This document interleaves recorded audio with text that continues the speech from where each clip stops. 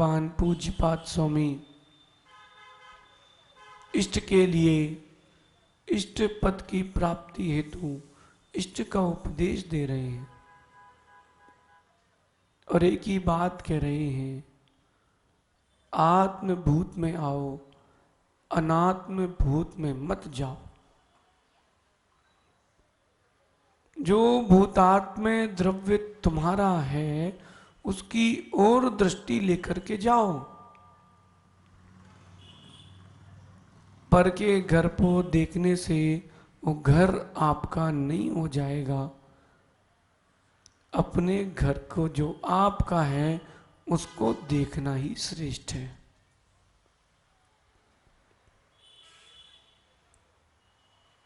जो गुण आत्मा में है ही नहीं, अर्थात जिनका आत्मा से कोई स्पर्श नहीं है, कोई चर्चा नहीं है, उसको आप आत्मिक गुण मानते हो, उसका आप आत्मा में सद्भाव मानते हो। दुख, ये दुख आत्मा में है क्या बिनी? दुख आत्मा में है क्या? ये संबंध आत्मा में है क्या? पारिवारिक संबंध, माता पिता आदि का, संक्लेशता, क्रूरता, शोक, शौक,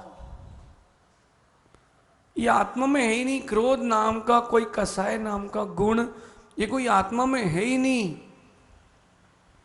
आत्मा गुणवान है, अवगुणवान नहीं है। तो ये गुण आत्मा में है ही नहीं, ये तो अवगुण है। बताएं आपको, ईर्ष्या। क्या? ईर्ष्या। एक और विशेष आत्मा का जो आप गुण मानते हुए पैशून्य, सुना कभी? पैशून्य मतलब, पैशून्य मतलब चुगली। कई लोगों की आदत होती है इताएं की उताएं करने की। किताएं किताएं की, इताएं की, और कऊ से कई हो नहीं जिज्जी। नहीं, ऐसे स्वभाव वाले पुरुष भी हैं, उनका एक ही काम है, यहां की रिपोर्ट वहां देना है। सही है गलत है इससे कोई प्रयोजन नहीं, बस हमें तो रिपोर्ट देना है, बस हमें तो रिपोर्ट देना है। अरे भाई, अगर रिपोर्ट देना है तो डॉक्टर जिनेन्द्र जी जैसे दो ना, कि लोग उसको पढ़ के निर्जरा कर ले। क्या रिपोर्ट दे रहे हो आप? क्या रिपोर्ट दे रहे हो? अरे जो आत्मा में है ही नहीं उस ओर दृष्टि लेके ही क्यों जाते हो? दुख आत्मा में है क्या तो दुखी होते क्यों? दुख शरीर जन्य है, इंद्रिय जन्य है, कर्म जन्य है, आत्म जन्य नहीं है। ईर्ष्या जो अंदर आती है जीव के, वो आत्मा में नहीं है, वो कर्म जनित है, व्यक्ति की कसाय जनित है। उसको आप मानते हो मैं ऐसा हूं। अरे भैया जरा विचार तो करो, कौन कैसा है? ये सब अवगुण है। अब शिष्य ने तो समझ लिया कि आत्मा अत्यंत सौख्यवान है, शरीर प्रमाण है, अविनाशिक है, लोकालोक को जानने वाली और 100 संवेदन गुण से युक्त है। शिष्य पूछता है, गुरु जी आत्मा को तो समझ लिया है, अब ये बताओ कि उस आत्मा के द्वारा हम ध्यान या आत्मा की साधना कैसे कर सकते हैं? पहले सामग्री इकट्ठी करते ना।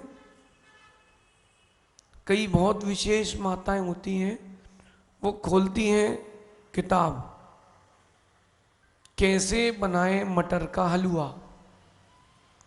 ठीक है, उबाल लीजिए, तो उबाल लिया। उबालने के बाद उसको कढ़ाई में रखिए, रख दिया। अब चाशनी बनाइए।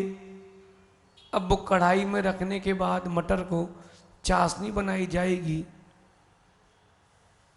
तो मटर का क्या होगा?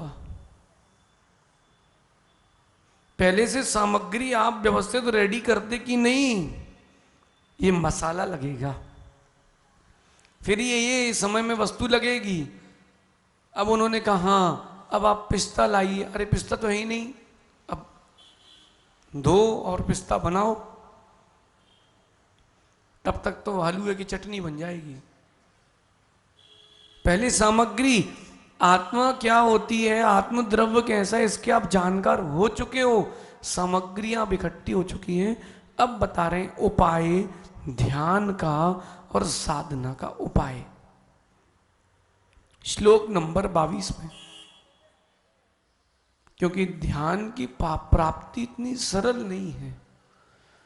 जिसने भी कारण कार्य व्यवस्था को समझा है वो सुखी है। कौन सी व्यवस्था को? कारण कार्य व्यवस्था। हर कार्य के पीछे कारण है, हर कारण के बाद एक कार्य है। क्या कह रहे हैं श्लोक नंबर 22 में, पहले देखते हैं। संयम्य कर्णग्रामा मेकाग्रत्वेन चेतसा आत्मात्मवान ध्यायेत् दात्मनेवात्मनि स्थितम। एकदम सरल है सुनने में, जैसे भोजन गुटकने में। भोजन गुटकने में बड़ा सरल है काला जी, और बनाने में बहुत कठिन है।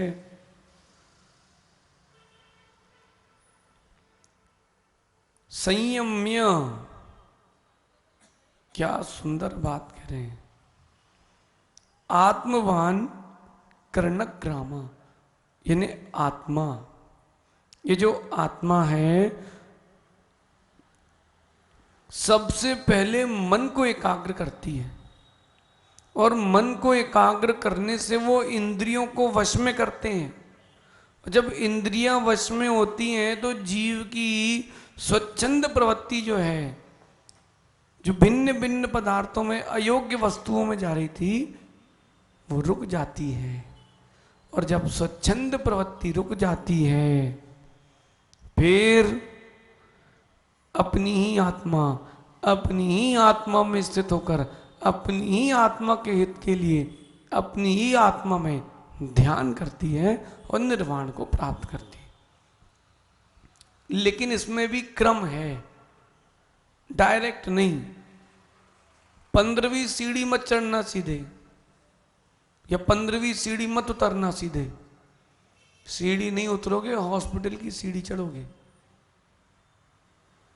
क्रम, अक्रम से नहीं, क्रम से। सबसे पहले करना मन को एकाग्र, मन को एकाग्र। सारे पदार्थ मुझसे भिन्न है, मनोविजेता जगतो विजेता। मनोविजेता जगतो विजेता, जिसने मन को जीता है उसने ही जगत को जीता है। 10 दिन आपने मन को जीता था कि नहीं व्रतों में? ऋषभ भैया, व्रतों में 10 दिन मन को कैसे जीता था? कोई सागर का व्यक्ति हो, उससे पूछो व्रतों में पान खाया कि नहीं, बेचारा ऐसा बोलता है, भैया पान नहीं खाया 10 दिन हो गए। पंडित जी ऐसे लोगों को भी देखा हमने, एक दिन में 200 पान। कितने? एक डिब्बा उसके बाजू में रखा ही रहता है। एक गया, फिर दूसरा। कितने? वो पूछ रहे तो बस पानी खाता है क्या? व्यापार कर रहे हैं, व्यापार चल रहा है।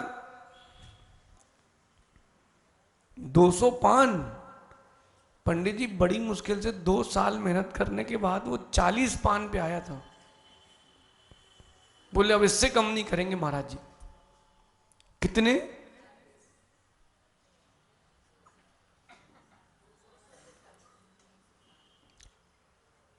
मन को एकाग्र करोगे तब तो इंद्रियां वश में होंगी।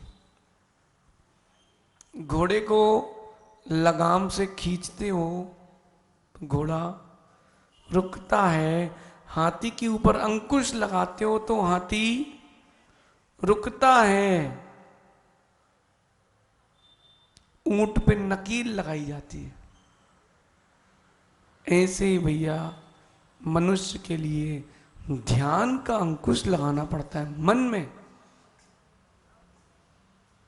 मन को एकाग्र करना पड़ेगा, कोई उपाय है ही नहीं। कैसे करेंगे? तपः श्रुते। कैसे?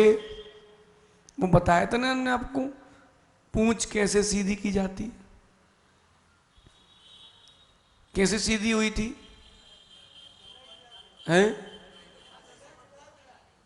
ना के बराबर इतने ही खिलाओ जितने में जिए। ये मन ऐसा है अमित भैया, इसको इतना ही दो जिसमें बस जी ले।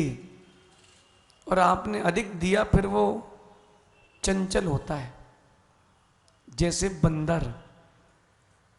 मन को बंदर की उपमा भी दी है कि एक बंदर है और पेड़ मिल जाए उसको तो इधर से उधर उधर से उधर उछल रहा है।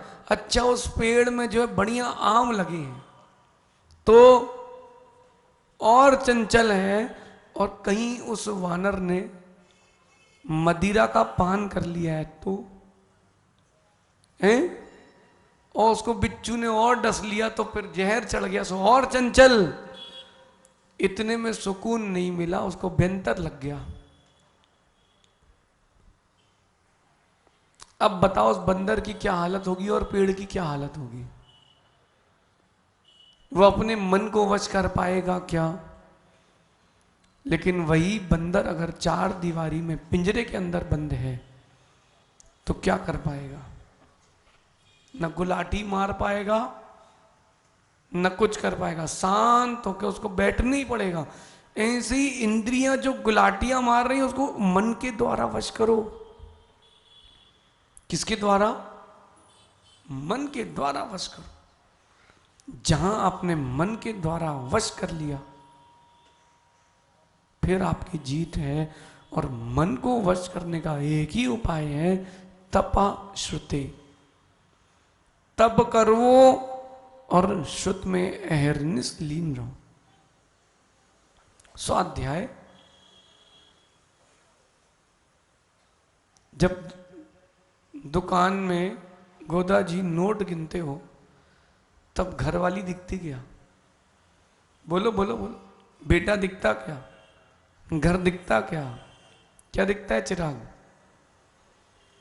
अरे 10-15 ग्राहक एक साथ आ जाए तो अरे बढ़िया। बोले महाराज जी कवर हो गया। क्यों जीत? कवर हो गया महाराज जी। उस समय आपको आपका शुद्ध भोजन का टिफिन नहीं दिखता। बोले कल खा लेंगे यार, ग्राहक भग गया तो। बोले आज तो बाजार का दिन है गौर झामर का। भैया बोले व्यवस्था करो भैया। भैया वहीं गौर जामर टड़ा के इसलिए में हो, दुनिया चांद तक पहुंच गई है। समझो, तप करोगे, श्रुत में लीन रहोगे, चित्त बाहर जाएगा ही नहीं। 10 उपवास किए किसी ने यहां इतनी सभा में से? कभी भी 10 उपवास किए?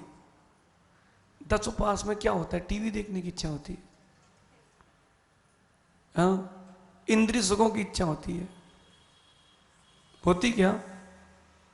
इच्छा नहीं होती चलो अपन आओ थोड़ा घूम के आते हैं यहां से देवास नाका है? ऐसा लगता है भैया डले रहो, हैं? नींद आती, सो जाओ, डले रहो। कोई अगर आपसे बोल दे चलो आओ जरा ऊपर केक कट रहा है, हाँ ठीक है भैया, वीडियो दिखा देना, तुम तो फेसबुक लाइव कर लेना, हम नीचे से देख लेंगे।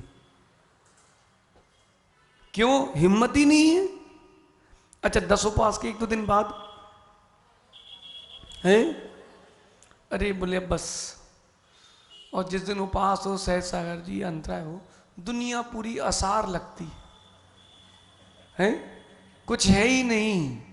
महाराज जी बहुत अच्छी हवा चल रही है बाहर और वो बहुत अच्छे बैंड वाला आया है, ठीक है। ये तबीयत खराब हो, अस्वस्थ हो व्यक्ति, उसको कितने ही मन की चित्र हो, मन का वस्तु भी हो, भैया देखना जरा क्या सुंदर चीज है, हाँ ठीक है। ये तप के बाद ऐसा उदासीनता आती क्योंकि शरीर में शक्ति नहीं है ना। और जो श्रुत में लीन हो फिर उसको दुनिया पूरी उदासीन लगती है। पंडित जी पता नहीं चलता दोपहर का 1 घंटा, दोपहर का 1 घंटा पता ही नहीं चलता। तत्वार सूत्र 2-2 घंटे सुना आप लोगों ने, कैसा लगता था? घड़ी देखते थे हमारे, बाप रे भैया अभी तो 10 ही सूत्र हुए और 1 घंटा हो गया। समझो श्रुत की लीनता का अलग आनंद है।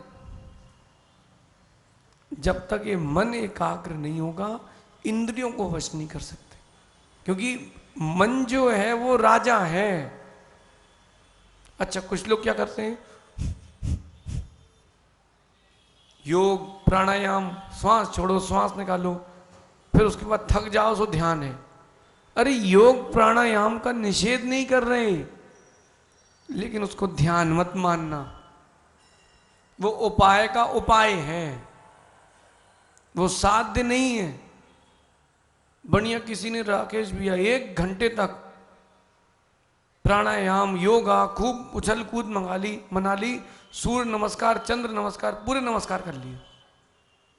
जब वो लेटता है आखिरी में शवासन में, हाँ बहुत शांति है, बहुत शांति है। जैसे ही उठा और जाकर के उसने बढ़िया उसल पोहा खाया, फिर उछल कूद मनाना चालू। शैलेश हाँ की ना है? शैलेश अजित कह रहा बहुत दिन हो गए भैया। हम मन को एकाग्र करने की बात कर रहे हो और तुम मन को फिर भटका रहे हो।